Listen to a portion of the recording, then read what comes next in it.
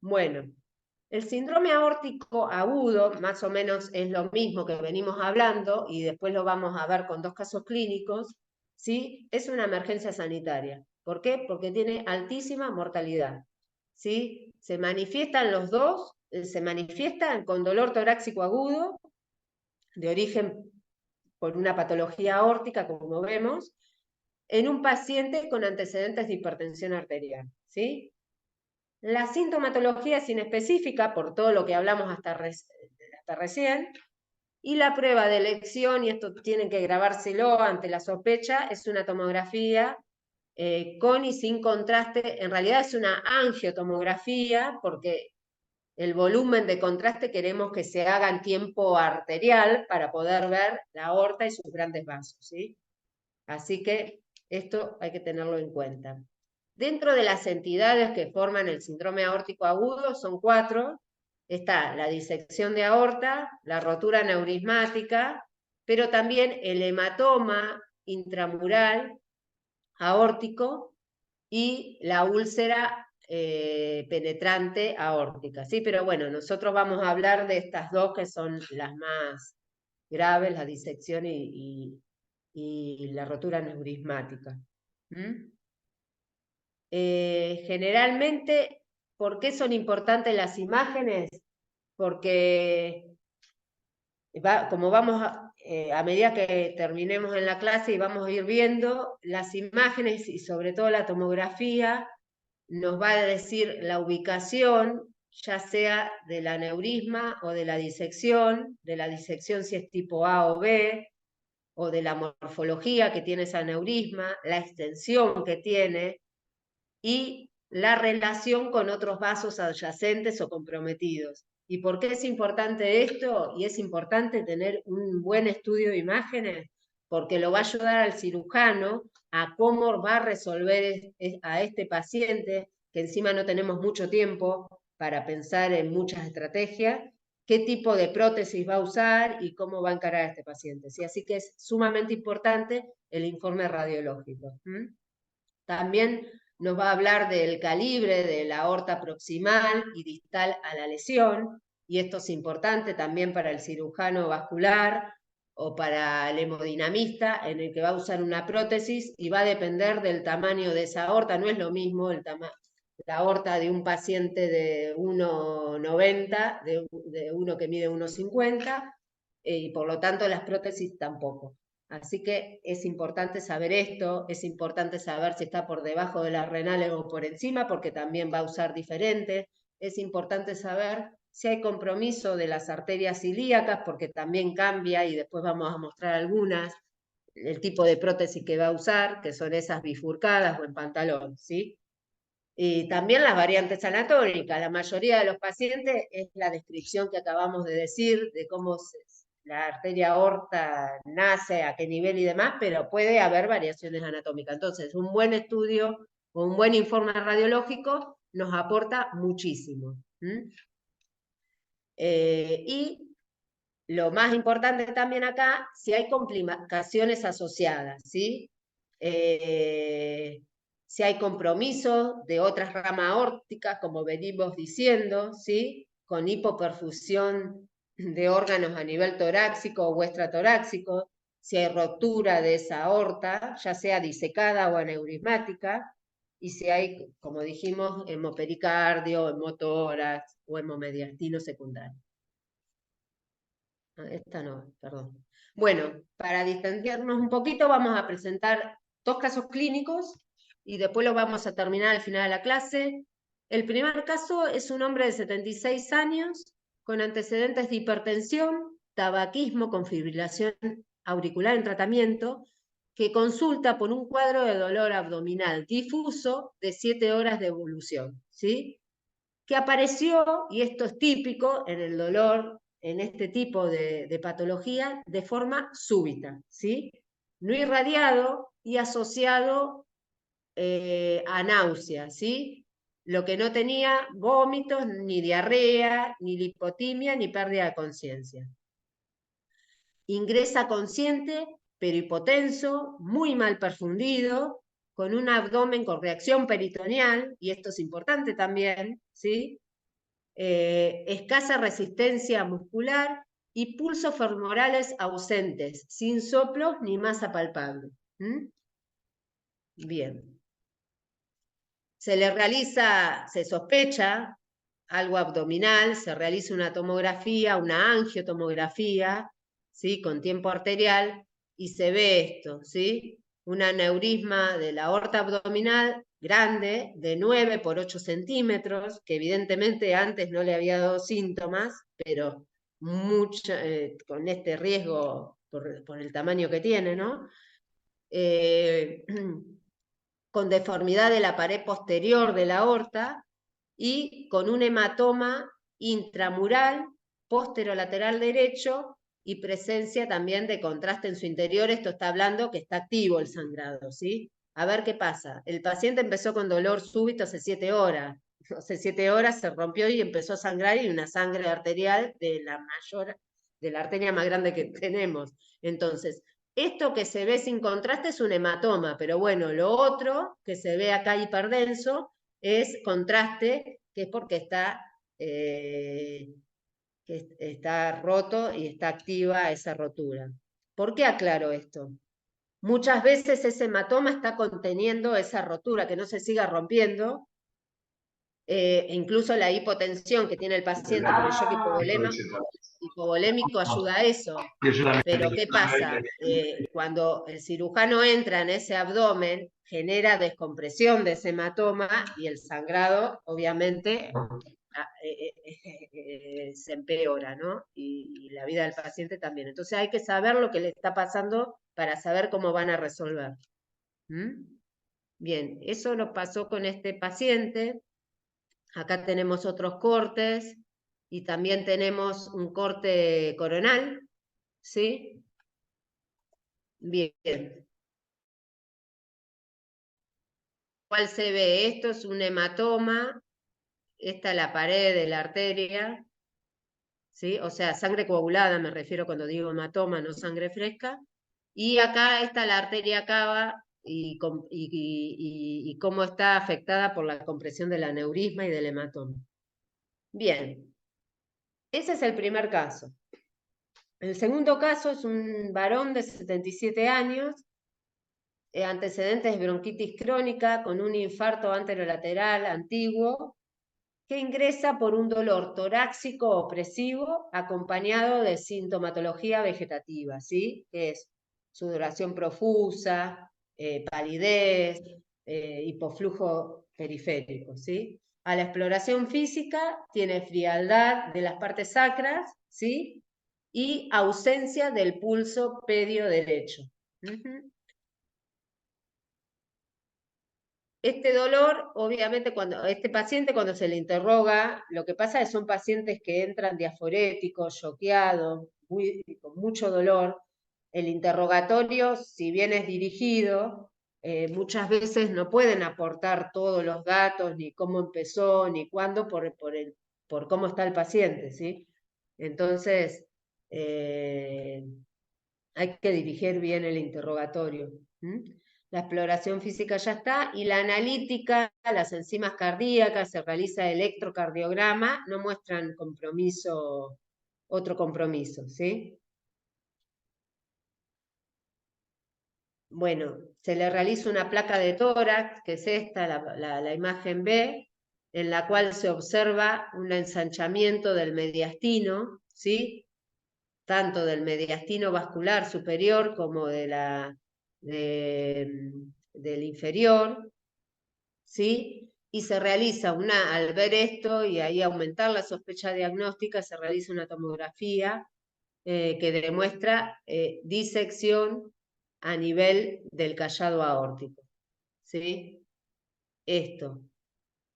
Acá no se ve bien. Bueno, la aorta descendente está bien, ven que tiene este contraste, pero acá se ve que tiene una división, acaba el contraste, esto bueno es la parte cardíaca, y esto es la falsa luz, generalmente es la que menos contraste junta o no junta contraste, ¿sí? Bien, entonces, ante la sospecha diagnóstica, que cuándo la vamos a tener. Y todo dolor muy intenso, prácticamente 9 en 10 o 10 en 10 de comienzo súbito. Lo más frecuente a nivel abdominal o a nivel torácico con irradiación de espalda y que se va haciendo tenebrante o como que va comprometiendo toda la columna y que encima genera signos vegetativos con sudoración, diaforesis, náuseas y hipoperfusión periférica, y ahí hay que sospecharlo, ¿sí? Y hay que sospecharlo porque el estudio que se le va a pedir, si le pedimos una simple tomografía sin contraste, sin nada, no vamos a ver nada, es poco frecuente que veamos nada. Entonces, por eso hay que sospecharlo para ver el tipo de estudio que vamos a pedir. Los estudios que tenemos, y bueno, la placa de tórax, si bien tiene poca sensibilidad, si el dolor comenzó a nivel torácico y demás, nos sirve para aumentar la sospecha diagnóstica, porque si vemos una placa de tórax con un mediastino muy ensanchado, y bueno, la sospecha aumenta francamente.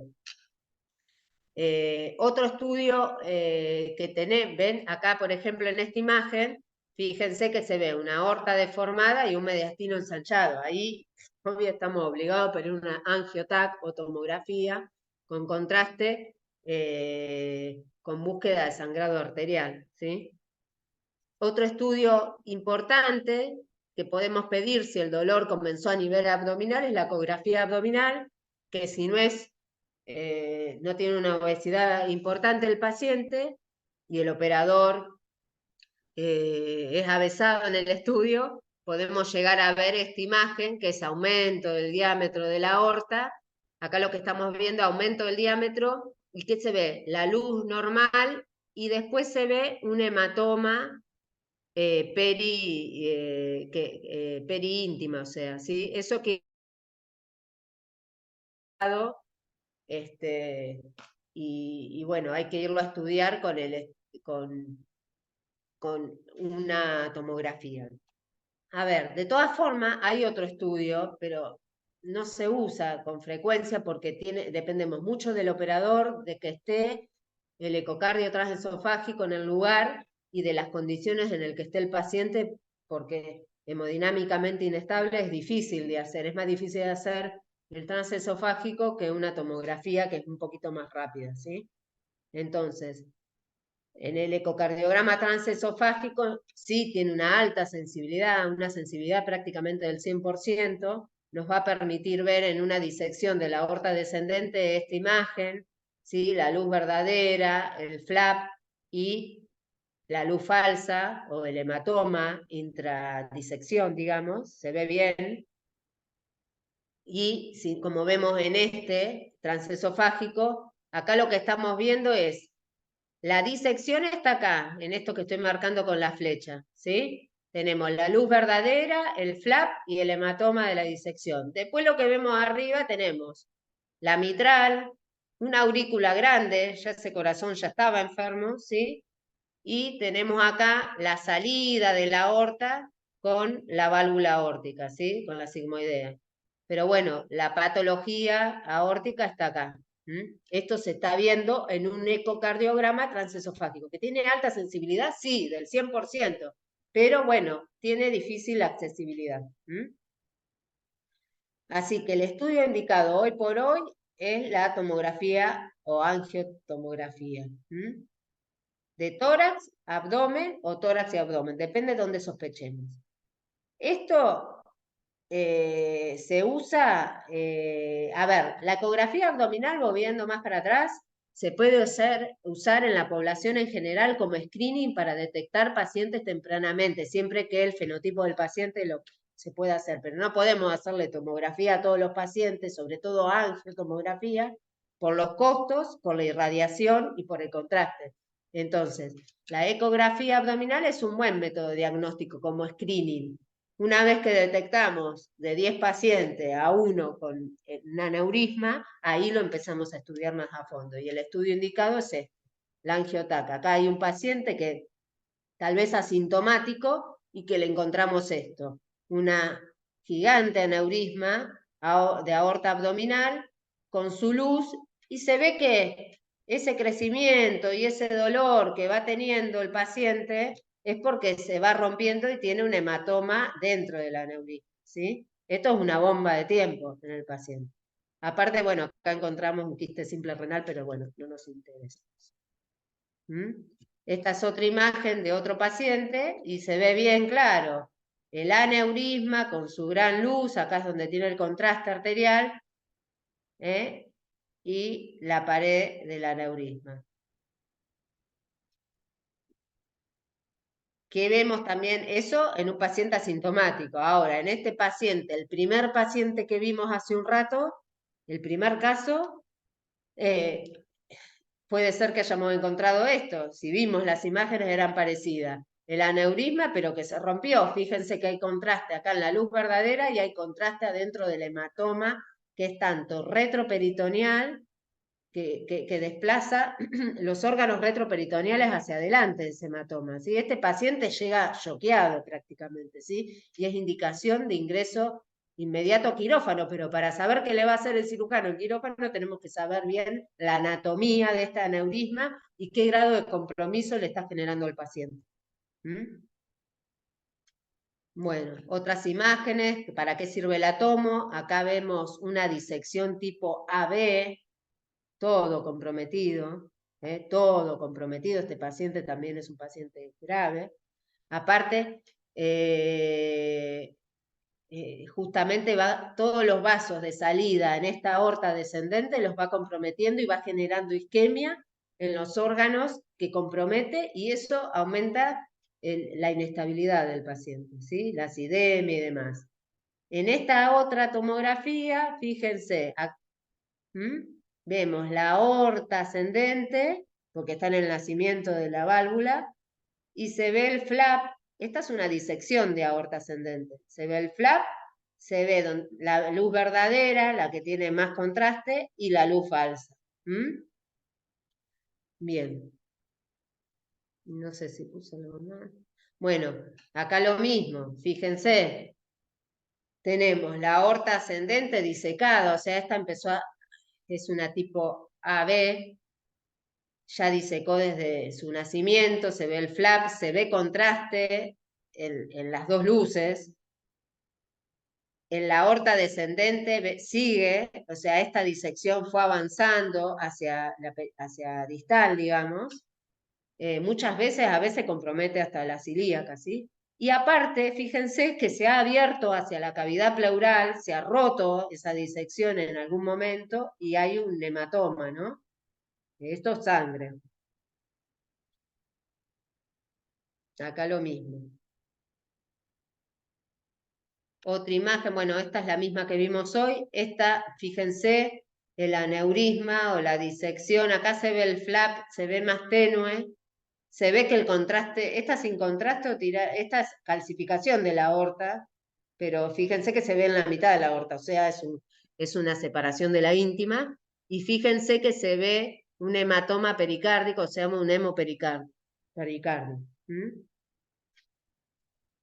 Muy bien, entonces, la radiografía de tórax puede ser el signo de alarma inicial, como pasó en el primer caso de nuestro paciente, ¿sí? Si bien, como dije ya, capaz que lo repito, pero para que quede claro, porque es tema de examen, el ecocardiograma transesofágico tiene una sensibilidad y especificidad cercana al 100%, el estudio de elección es la angiotomografía, que es la tomografía de tórax y abdomen con contraste en tiempo arterial. Angiotaques con contraste en tiempo arterial, ¿sí? Y acá, bueno, aclara esto, yo que hice muchos años guardia, la verdad que depende, porque el diagnóstico hay que hacerlo lo mismo, tiene que ir estable, hemodinámicamente estable el paciente al tomógrafo. Lo que pasa es que generalmente estos pacientes son inestables, entonces realmente tal vez hay que ponerle 2 vías, transfundirlo y llevarlo al tomógrafo lo mismo para hacer bien el diagnóstico, para resolverlo inmediatamente, ¿no? Mientras llamamos a los especialistas. Bien, este es importante también, el riesgo de ruptura de la disección de aorta tipo A, que es la que nace en la aorta ascendente, la más grave, es muy alto es muy alto, por lo que el tratamiento siempre en esta disección es quirúrgico, siempre. Aparte, porque muchas veces también compromete la válvula aórtica y hay que cambiarla, ¿sí? Tiene una mortalidad, el acto quirúrgico en sí, este tipo de cirugías tiene una mortalidad que llega hasta el 30%, ¿sí? Pero sube a un 50% si ya esa disección comprometió el tronco brachiocefálico o algún tronco y generó isquemia en algún territorio periférico. Entonces ahí, lamentablemente, se pone en la balanza, si aumenta más del 50% y ya es un paciente con muchos factores de riesgo perioperatorio, a veces tampoco no es la indicación quirúrgica, pero bueno, el deceso es inminente en estos pacientes, ¿sí? Bueno, por eso es lo que pasó acá con el caso 1 nuestro, ¿sí? Ahora vamos a ver cómo termina, que ya medio adelanté, me expolié sola. Bueno, en el tipo B, en la disección aórtica tipo B, que es la de la aorta descendente pura, ¿sí? Ya sea torácica o abdominal, pero descendente, el riesgo de ruptura es menor, ¿sí? Y la mayoría, más del 70%, se cronifica, se coagula y se cierra, ¿sí? Así que el tratamiento indicado, el de elección, el de primera elección, es médico, ¿sí? Dando beta bloqueante, como vamos a ver ahora, y bajando la presión arterial en forma rápida. Bien, terminamos. Ya terminando, vamos a ver el caso 1, no lo vuelvo a describir. Este paciente se sometió a una cirugía de urgencia donde se constatan los hallazgos que se describieron en la tomografía, se realiza un bypass aorto bilíaco con prótesis de Dacron, y por la vía clásica se le opera a este paciente, ¿sí? Y el paciente 2, ¿sí? Esperen, acá. Este presentó inestabilidad hemodinámica y falleció a las pocas horas de ingreso, ¿sí? Así que no se le pudo hacer un tratamiento ni médico ni quirúrgico.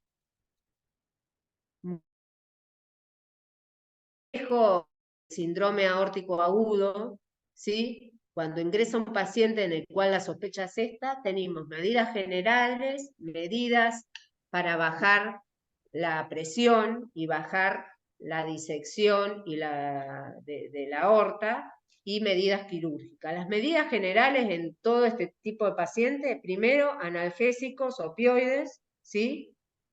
Hay que hacer una o dos vías gruesas, se suelen colocar, si se puede, un acceso venoso central y sonda urinaria, porque son pacientes totalmente inestables, para evaluar la perfusión visceral, el gasto urinario, vigilancia de los pulsos y perfusión de extremidades, ¿sí? Mientras se hacen esas medidas generales, se van pidiendo los estudios pertinentes y vamos llamando al especialista, ¿no? Después también se hace terapia para manejo de la presión arterial. Esto va a ser obviamente en la disección de aorta, que son los pacientes que vienen hipertensos y que esa hipertensión genera que se diseque aún más. De primera línea son los beta bloqueantes, como el labetalol. Ahí están la dosis en bolo, infusión, esto no interesa, dosis no vamos a tomar, pero sí que es de elección los beta bloqueantes endovenosos, como el labetalol, porque por un lado bajamos la frecuencia de flujo de salida a esa aorta, que es lo que va rompiendo y va disecando la pared, y por otro lado bajamos la presión. Y de segunda línea, los nitratos como el nitroprusiato, ¿sí? Después, y manejo quirúrgico, tenemos dos tipos de cirugías. La tipo A, que es a cielo abierto, que usa prótesis también, y la tipo B, o terapia endovascular. Y a veces están combinadas también.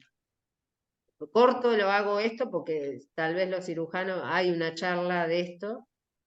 La reparación del aneurisma roto a cielo abierto, bueno, se abre la cavidad, se sacan los hematomas y se pone este tipo de prótesis. ¿Viste? Acá era lo que yo le decía, depende de dónde está. Acá está en la aorta abdominal a nivel infrarrenal y como había compromiso del aneurisma de las arterias ilíacas, se pone una prótesis en pantalón, ¿sí?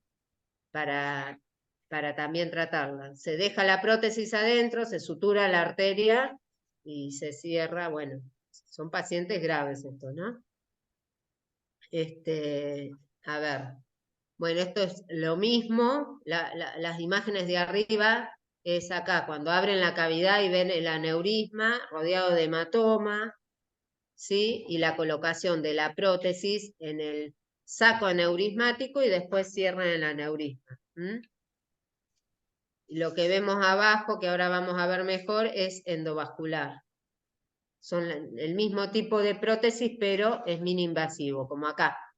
Generalmente entran por vía femoral y abren la prótesis en la boca del aneurisma, ¿sí?